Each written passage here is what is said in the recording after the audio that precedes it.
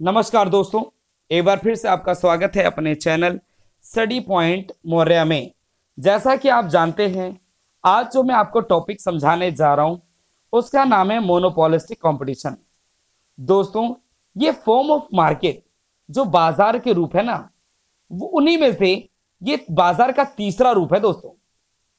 क्योंकि पहला जो रूप था वो कौन सा था? बाजार परफेक्ट कंपटीशन, जिसको हिंदी में पूर्ण प्रतियोगिता बोलते हैं।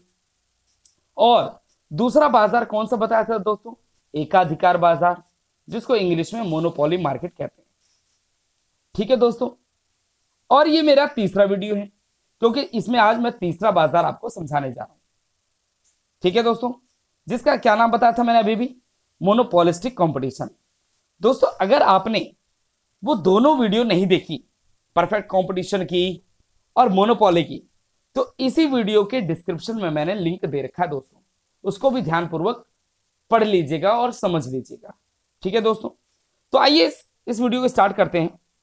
इसमें दोस्तों मोनोपोलिस्टिक कंपटीशन क्या दिया, और मैंने ये भी बता दिया ये फॉर्म ऑफ मार्केट की तीसरा बाजार होता है। क्योंकि पहला कौन सा था? परफेक्ट कंपटीशन, दूसरा था मोनोपोली और तीसरा है मोनोपोलिस्टिक। ठीक है, इसको हिंदी में बोलते हैं एकाधिकारी प्रतियोगिता और इसका दूसरा नाम है एकाधिकारात्मक प्रतियोगिता। अगर दोस्तों मोनोपोली कभी पढ़ोगे ना, तो उसमें एकाधिकार के साथ साथ कभी कभी एकाधिकारी भी लिखा आता है। तो कंफ्यूज नहीं होना कि यार इसे मोनोपोली बोले या मोनोपोलिस्टिक बोले। बट याद रखना, कभी भी अगर आपको कंफ्यूजन हो, एकाधिकारी लिखा हो, पहली शर्त उसके इंग्लिश में देख लो क्या लिखा है। कि मोनोपोली लिखा है तो उस एकाधिकारी का मतलब हो गया एकाधिकार। अगर ये मोनोपोलिस्टिक लिखा है तो समझ जाओ एकाधिकारी का अर्थ हो गया एकाधिकारात्मक हो गया। ठीक है, दूसरा तरीका कैसे पहचाने? उसके पीछे ना दोस्तों एकाधिकारी बाजार लिखा होगा, प्रतियोगिता नहीं लिखा होगा। क्या अकेला बंदा कोई कंपटीशन किसी से कर सकता है? नहीं, क्योंकि वही विजेता होगा, वही हारने वाला होगा। जहां प्रतियोगिता होती है तो समझो वहां कोई न कोई कंपटीशन के लिए प्रतिद्वंदी खड़ा होगा। ठीक है दोस्तों, तो पहचानने का दोनों तरीके बता दिए मैंने आपको। इंग्लिश में भी देख लेना और हिंदी में। अगर मोनोपोली रहा तो उसके साथ क्या लिखा रहेगा दोस्तों? मोनोपोली मार्केट लिखा रहेगा, एकाधिकारी बाजार लिखा रहेगा। ठीक है दोस्तों, क्योंकि एकाधिकार में एक ही विक्रेता होता है और बहुत सारे क्रेता होते हैं। आइए इस बाजार में क्या डिफरेंस है दोस्तों उन बाजारों से, तो इसको ध्यानपूर्वक हम समझेंगे। तो दोस्तों क्या इसकी परिभाषा है, आइए देखते हैं। कहता है यह बाजार का वह रूप है जिसमें किसी वस्तु के बहुत से क्रेता तथा विक्रेता होते हैं। ठीक है, परंतु प्रत्येक विक्रेता की वस्तु दूसरे से भिन्न होती है। मतलब यहां पे बहुत सारी फर्में तो होती है दोस्तों, बहुत सारे विक्रेता भी होते हैं, लेकिन एक फर्म की वस्तु दूसरे फर्म की वस्तु से डिफरेंस पाई जाती है कुछ किसी न किसी चीज में। ठीक है, अतएव इस बाजार में वस्तु के बहुत से विक्रेता होते हैं, वस्तु के बहुत से विक्रेता होते हैं जो विभेदीकृत वस्तु बेचते हैं। विभेदीकृत मतलब होता है जो वस्तुओं में कुछ न कुछ डिफरेंस पाया जाता है। ठीक है, वस्तु विभेद को सामान्यतः ट्रेडमार्क या ब्रांड नाम के द्वारा प्रोत्साहित किया जाता है। उदाहरण के लिए अनेक ब्रांड होते हैं ना दोस्तों, जैसे टूथपेस्ट के अनेक ब्रांड है, जैसे कोलगेट हो गया, क्लोजअप हो गया, पेप्सोडेंट हो गया आदि, है ना दोस्तों। इसका दूसरा एग्जांपल ले लो, साबुन भी हो गया ना, जिसका हम डेली यूज करते हैं। किसी के घर में डव आता है, किसी घर में लाइफबॉय आता है, किसी घर में लक्स आता है, किसी घर में नंबर 1 आता है। तो ये भी क्या है दोस्तों? ये भी वस्तु विभेद है। एक वस्तु का दूसरी वस्तु में रंग, रूप, आकार, किसी न किसी रूप में अंतर पाया जाता है, उसी को दोस्तों वस्तु विभेद कहते हैं। समझ आ गया? जैसे मैंने अभी बताया, मोनोपोली में एक विक्रेता और बहुत सारे क्रेता होते हैं। तो मोनोपोलिस्टिक में दोस्तों बहुत सारे क्रेता और विक्रेता होते हैं और प्रत्येक विक्रेता के पास वस्तु विभेद पाया जाता है कि जो वो वस्तु बेच रहे हैं ना बाजार में, उनका एक दूसरे से किसी न किसी रूप से अंतर पाया जाता है। ठीक है दोस्तों, अब इसके आगे चलते हैं। ये तो दोस्तों जो ऊपर है उसी को थोड़ा और एक्सप्लेन किया है, इसको थोड़ा सा आप खुद ही पढ़िएगा। ठीक है दोस्तों, आगे चलते हैं। इसकी विशेषता, ठीक है दोस्तों, इसकी पहली विशेषता क्या लिखी है? फीचर्स ऑफ मोनोपोलिस्टिक कंपटीशन, एकाधिकारी प्रतियोगिता की विशेषता। मैंने अभी क्या बताया? याद रखना दोस्तों, जो भी बाजार आप पढ़ रहे हैं ना, अगर आपकी उसकी विशेषता 2 या 3 पता है ना, तो विशेषता के आधार पर परिभाषा बना सकते हो और परिभाषा के आधार पर उसकी विशेषता भी बना सकते हो। तो अभी हमने परिभाषा में क्या पढ़ा दोस्तों कि इसकी पहली विशेषता क्या लिखी इसमें? क्रेताओं तथा विक्रेताओं की अधिक संख्या। एकाधिकारी प्रतियोगिता में क्रेताओं तथा विक्रेताओं की संख्या पूर्ण प्रतियोगिता की तरह काफी अधिक होती है। ठीक है दोस्तों, जैसे पूर्ण प्रतियोगिता में, परफेक्ट कंपटीशन में बहुत सारे क्रेता और विक्रेता होते हैं ना दोस्तों, तो परफेक्ट कंपटीशन की तरह मोनोपोलिस्टिक में भी बहुत सारे सेलर्स और बायर्स भी मिलते हैं। ठीक है दोस्तों, प्रत्येक फर्म का आकार भी छोटा होता है और प्रत्येक फर्म का बाजार में केवल एक सीमित भाग होता है। दोस्तों याद रखना, जिस तरीके से मोनोपोली में इंडियन रेलवे है, उसका बड़ा क्षेत्र विकसित था ना, क्योंकि इंडियन रेलवे है तो पूरे भारत में अपनी क्या बना रखी है दोस्तों, अपनी दबदबा बना रखा है या अपनी कार्य प्रणाली को बढ़ा रखा है। बट यहाँ पे क्योंकि कंपटीशन हो रहा बाजार में और बहुत सारे सेलर्स होते हैं, तभी कह रहा है कि प्रत्येक फर्म बाजार में केवल एक सीमित भाग होता है, सबका अपना अपना एक छोटा सा भाग होता है। ठीक है दोस्तों, समझ आ गया? अब इसमें देखो दूसरा पॉइंट क्या लिखे, वस्तु विभेद। वस्तु विभेद जैसे मैंने ऊपर बताया है ना दोस्तों, वस्तु विभेद का अर्थ होता है कि जैसे एक वस्तु का दूसरी वस्तु में किसी न किसी रूप से अंतर पाया जाना। तो आइए इसको पढ़ते हैं। एकाधिकारी प्रतियोगिता की एक स्पष्ट विशेषता है विभेदता।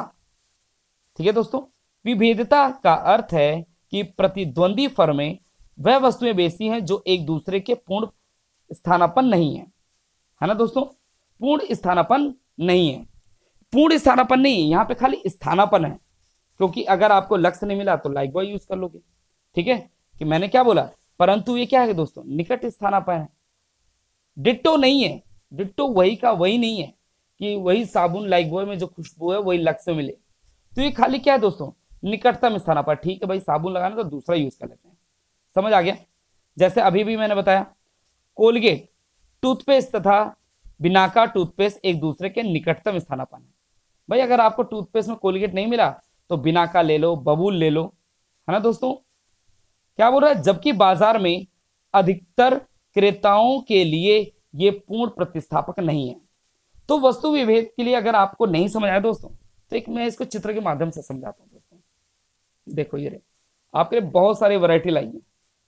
जो भी टूथपेस्ट यूज करना है दोस्तों, करके मुंह को फ्रेश कर लीजिए। ठीक है दोस्तों, मजाक कर रहा हूं। यहाँ पे दोस्तों क्या है, कोलगेट। मेरे घर में तो ये आता है, आपके घर में कौन सा टूथपेस्ट आता है तो मुझे कमेंट करके जरूर बताइएगा दोस्तों। ठीक है, ये क्या, पेप्सोडेंट हो गया, क्लोजअप हो गया, रेड लेबल वाला हो गया दोस्तों, है ना। ये बहुत सारे दोस्तों, डाबर लाल ना, डाबर रेड, ये टूथपेस्ट, बहुत सारे टूथपेस्ट है ना, दुकान लग रखी है ना। तो यही कह रहा है दोस्तों, क्योंकि बाजार में क्या पाया जाता है, मोनोपोलिस्टिक कंपटीशन होता है, क्योंकि बहुत सारे विक्रेता होते हैं। कोई डाबर रेड बेच रहा है, कोई बबूल बेच रहा है, कोई डाबर लाल दंतमंजन बेच रहा है ना दोस्तों। तो बहुत प्रकार की ये जो टूथपेस्ट बेची जाती है दोस्तों, ये किसके उदाहरण है, वस्तु विभेद के। वस्तु विभेद समझ आ गया दोस्तों।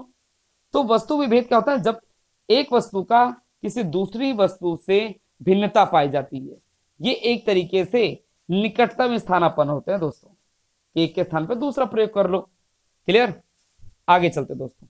इसके निहितार्थ क्या कहता है, पहला निहितार्थ, यह एक फर्म को अपने उत्पाद की कीमत पर आंशिक नियंत्रण रखने की अनुमति देता है। यहाँ पे दोस्तों ये कि वस्तु विभेद होने के नाते ना, तो विक्रेता होते हैं इन वस्तुओं में ज्यादा कीमतें नहीं बढ़ा सकते। ठीक है दोस्तों।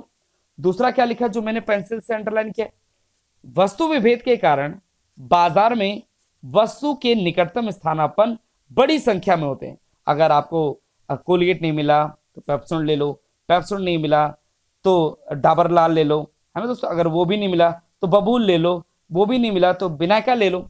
कोई भी टूथपेस्ट ले सकते हो, ये एक दूसरे के निकटतम स्थानापन्न होते हैं, तभी तो लिखा है ये निकटतम स्थान बड़ी संख्या में होते हैं।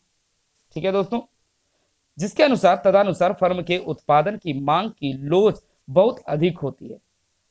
अन्य शब्दों में फर्म का मांग वक्र क्या बोला है, मांग की उच्च लोच को प्रकट करता है।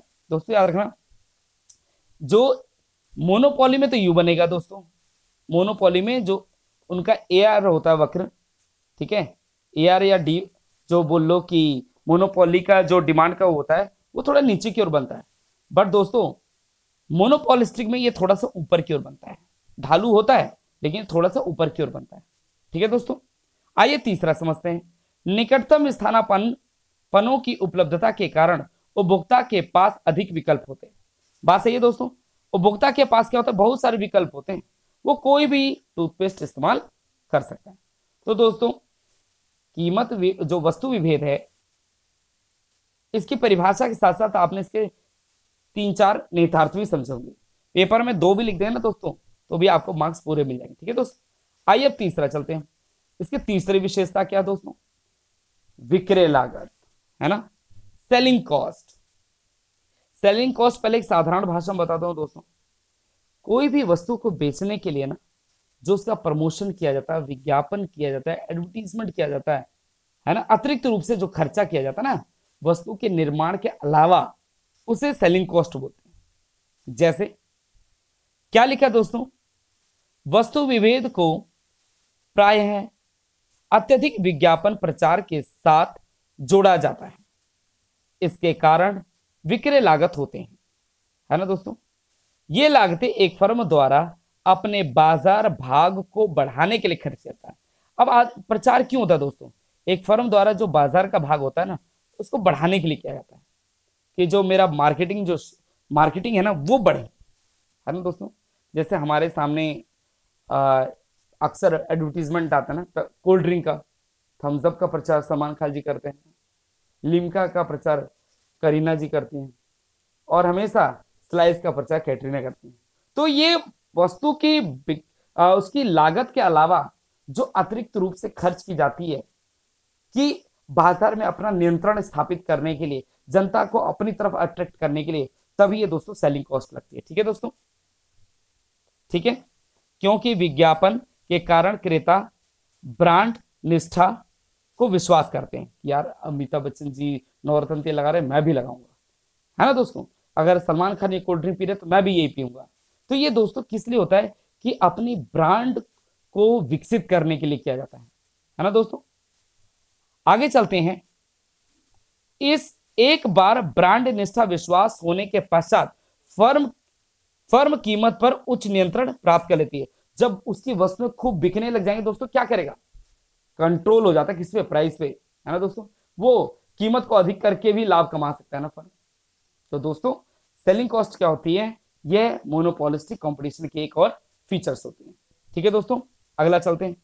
क्या लिखा है, नीचे की ओर ढलान वाला मांग वक्र। जो इसमें जो डिमांड वक्र होता है ना दोस्तों, एमसी, ये मत सोना मार्जिनल कॉस्ट है, हाँ मार्जिनल कॉस्ट नहीं है दोस्तों ये, ठीक है, इसे मोनोपोलिस्टिक कंपटीशन दे रखा है। ठीक है, ओके। सो क्या लिखा है, कीमत पर आंशिक नियंत्रण होने के कारण, क्योंकि कीमत पर लगभग इनका कंट्रोल होता है, तो कंट्रोल होने के कारण फर्म का मांग वक्र नीचे की ओर ढलान वाला होता है। ठीक है, जब कीमत कम की जाती है तो बेची गई मात्रा में वृद्धि होती है, यही कीमत को बढ़ाया जाता है तो बेची गई मात्रा कम हो जाती है। जैसे मैंने दोस्तों अभी देखो ना, प्राइस को कम किया यहां से, है दोस्तों, प्राइस को अगर मैंने कम किया, ये ना, अगर इसको मैंने कम किया तो ये कम किया, मैंने कम करा तो उसकी क्या होगी, मात्रा बढ़ गई। तो तभी तो ये क्या होता है दोस्तों, जो बाजार वाला ये डीडी वक्र जैसा बनता है, क्योंकि अगर एक इसकी कीमत कम करोगे ना दोस्तों तो दूसरे क्या करनी पड़ेगी, बढ़ानी पड़ेगी। ठीक है, तो ये भी समझ आ गया होगा आपको। और अगर उसे अधिक लाभ कमाना होगा दोस्तों तो क्या करेगी फर्में, कीमत बढ़ा देंगी, जिससे उसकी थोड़ी सी मात्रा कम हो जाएगी। ठीक है, क्योंकि डिमांड जैसे कर्व बनता है दोस्तों। ठीक है, अब आइए इसके निहितार्थ को समझते हैं दोस्तों। याद रखना दोस्तों, ये जो महत्वपूर्ण इंपॉर्टेंट बात बताइए ना, तो इसको मैं थोड़ा समझा देता हूं। एकाधिकार तथा एकाधिकारी प्रतियोगिता दोनों के अंतर्गत ही फर्म का मांग वक्र बाएं से दाएं की ओर नीचे की ओर ढलवा होता है। ठीक है दोस्तों, परंतु कहां से पढ़ रहा हूं दोस्तों, यहां से। ठीक है, जो ऊपर हो गया, परंतु एकाधिकार की तुलना में एकाधिकारी प्रतियोगिता के अंतर्गत मांग वक्र बहुत अधिक चपटा होता है। देखो दोस्तों, ये मैंने पेंसिल से बना रखा है ना।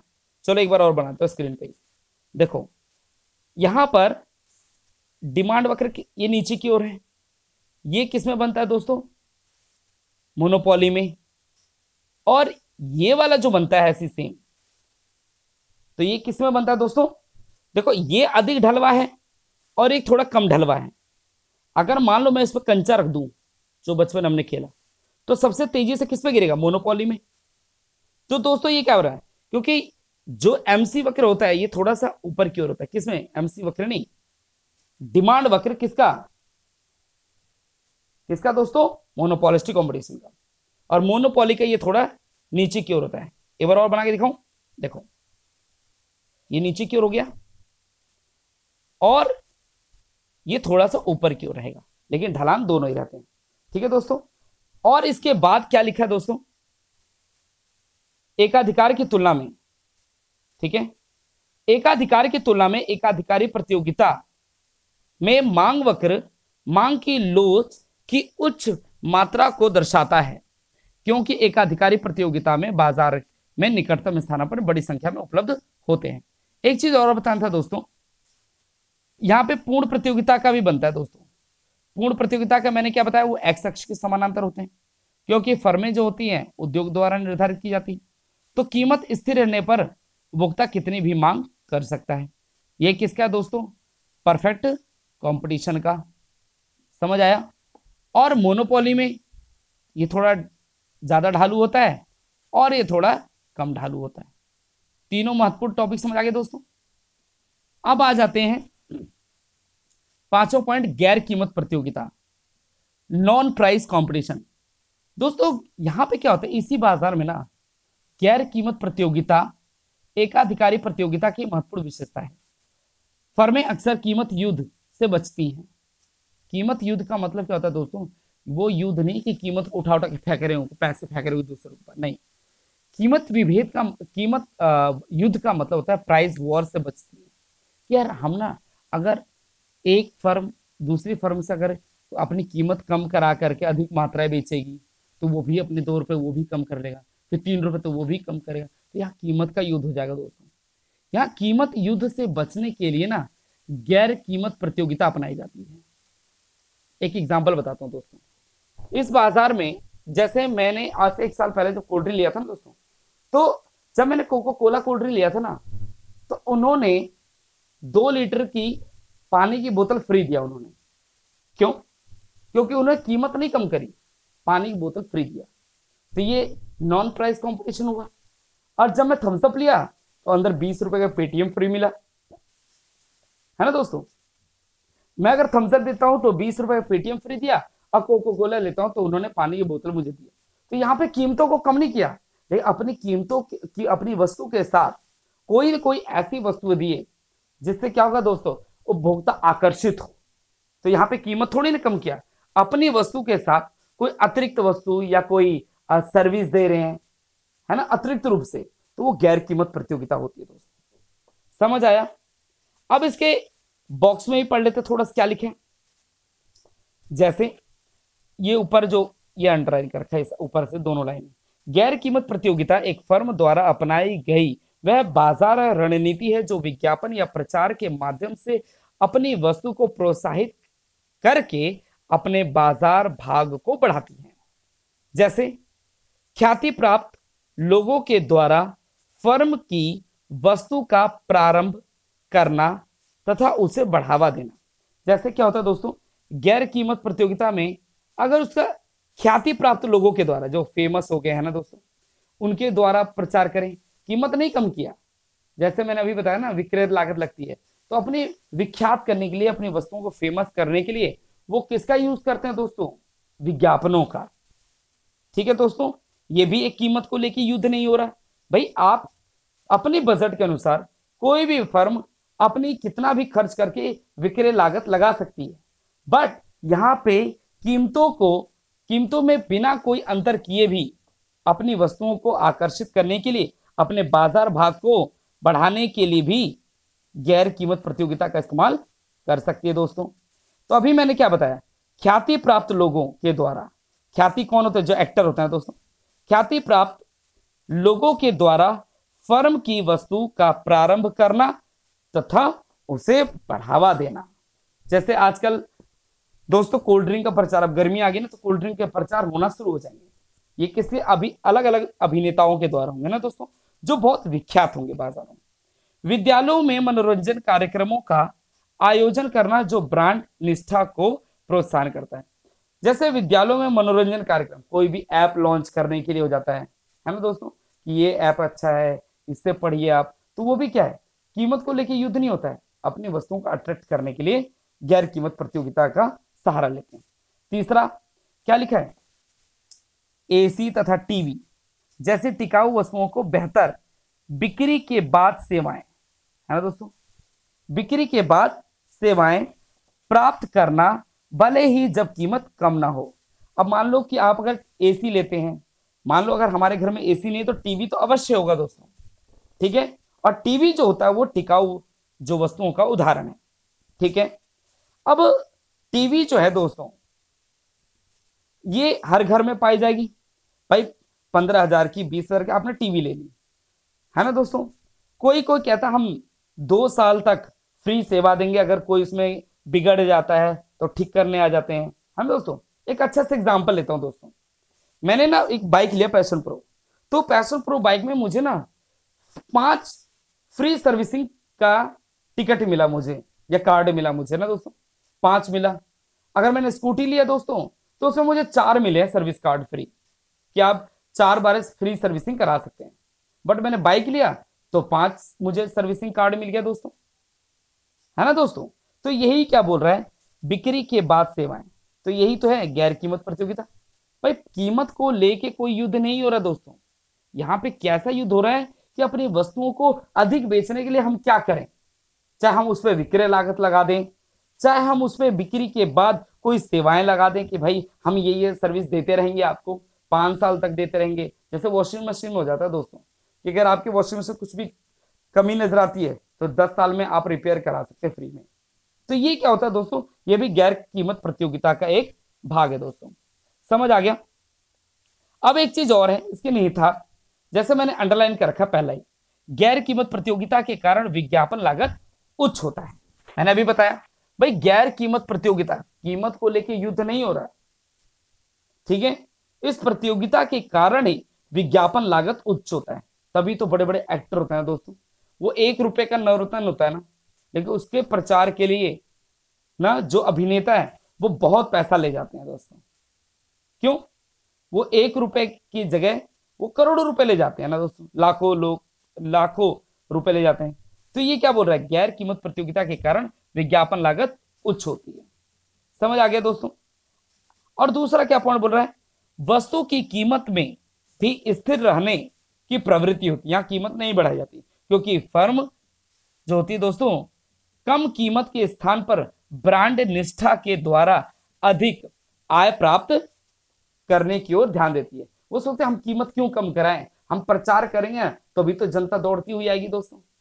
जैसे ना एक बार सलमान खान ने ना बीइंग ह्यूमन की टी शर्ट पहन ली, तो सभी बच्चे ना वही टी शर्ट पहनना शुरू कर दिए।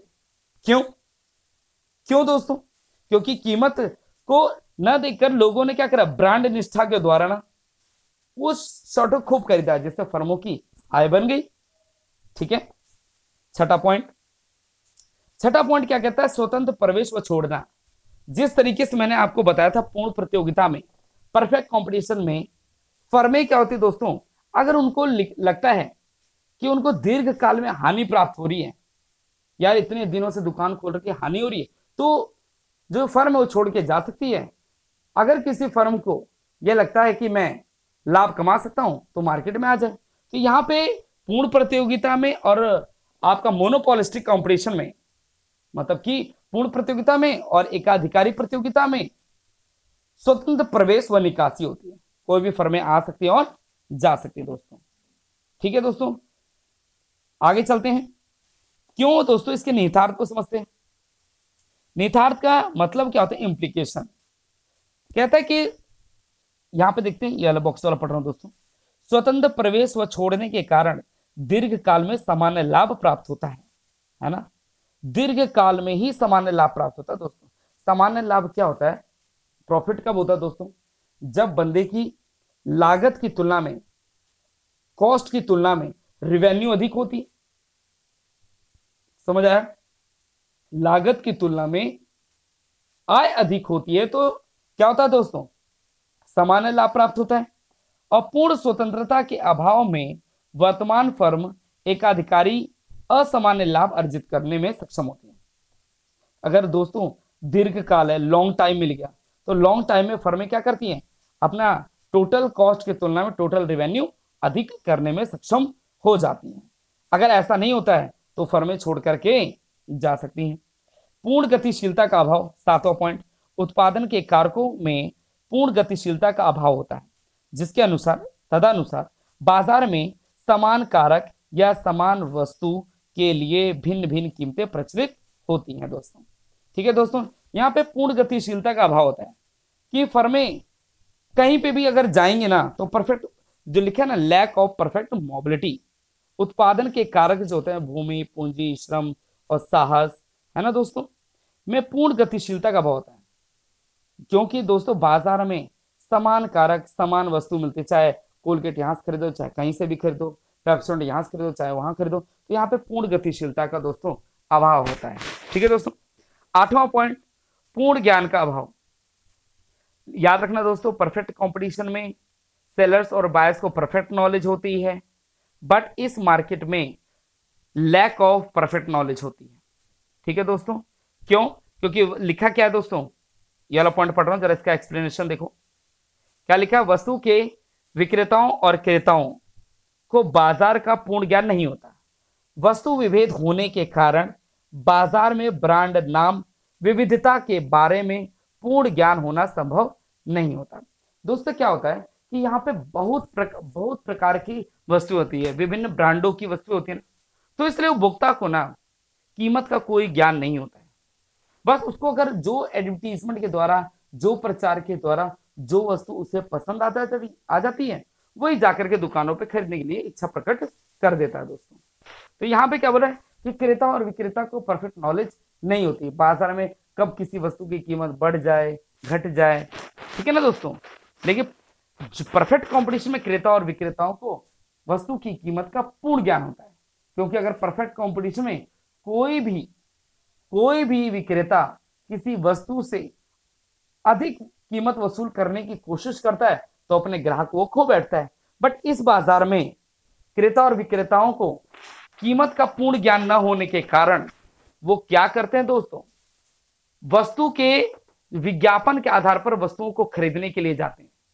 ठीक है दोस्तों, तो आज की इस वीडियो में दोस्तों आपने मोनोपोलिस्टिक कंपटीशन, जिसको हिंदी में एकाधिकारी प्रतियोगिता, एकाधिकारात्मक प्रतियोगिता कहते हैं, इसकी परिभाषा क्या दी दोस्तों, एक बार और रिवीजन कराता हूं, जिसमें बहुत सारे क्रेता और विक्रेता होते हैं और बाजार में वस्तुएं क्या होती है, विभेदीकृत पाई जाती है, वस्तु विभेद पाया जाता है। जिसकी पहली विशेषता क्या थी, बहुत सारे क्रेता और विक्रेता। ठीक है दोस्तों, दूसरा क्या हेडिंग था दोस्तों, वस्तु विभेद था, एक वस्तु दूसरी वस्तु से किसी न किसी रूप से भिन्न थी। ठीक है दोस्तों, तीसरा क्या था, मांग वक्र नीचे की ओर ढालू होता है। चौथा क्या था दोस्तों, गैर कीमत प्रतियोगिता थी। और चौथा क्या था दोस्तों, अगला पॉइंट क्या था, विक्रय लागत था। पांचवा पॉइंट विक्रय लागत था। छठा पॉइंट स्वतंत्र प्रवेश तथा छोड़ना। सातवां पूर्ण गतिशीलता का अभाव। और आठवां है क्या है, पूर्ण ज्ञान का अभाव। ये क्या है दोस्तों, ये क्या है, परफेक्ट कंपटीशन की विशेषता के अलावा मैंने आज जो समझाया क्या था, ये दोस्तों मोनोपोलिस्टिक कंपटीशन के फीचर्स था। तो दोस्तों मैं आशा करता हूं कि आपने आज इस टॉपिक को बहुत ध्यानपूर्वक चित्र के द्वारा समझा होगा। नमस्कार दोस्तों।